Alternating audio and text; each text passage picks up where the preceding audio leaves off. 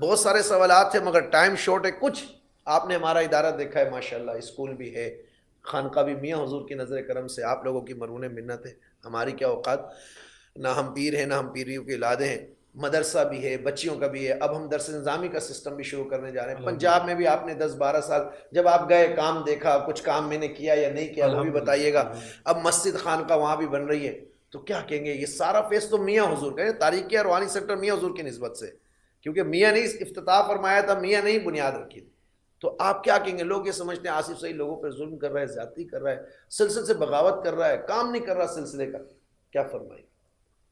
آصف بھائی میں اس کو مختصراً لوں گا. جی جی. میاں صاحب سے جب بھی آپ کی کسی نے بھی شکایت کی نا، ہوں. اب میں بیٹھا ہوتا ہوں میاں صاحب کے پاس، پنجاب میں بھی ہوتا ہوں، آتے ہیں لوگ، تو میاں صاحب ہم سے صرف ایک بات کہتے ہیں، اور باخدا یہ حقیقت بات ہے. میاں صاحب کہتے ہیں کہ یار کچھ بھی ہے وہ مجھ سے محبت بہت کرتا ہے، الحمدللہ. اور اس نے جو کام کیا ہے نا کسی نے بھی نہیں کیا. اللہ. جو آج شکایتیں لے کر آتے ہیں نا ان میں سے ایک نے بھی اتنا کام نہیں کیا جتنا اس نے کام کیا. اور بات یہ کہ سلسلے کی ترویج و اشاعت کا ہی کام کر رہا ہے نا، جی ایسے ہی. اپنا ذاتی تو کام نہیں کر جی رہا. ایسے ہی. میاں نے بولا جو بولنے ان کو بولنے دو. واہ سبحان اللہ. الحمدللہ. یہ مرشد راضی ہونا چاہیے جناب. اور لوگوں کی تو عادت ہوتی ہے، لوگ بولتے بھی ہے.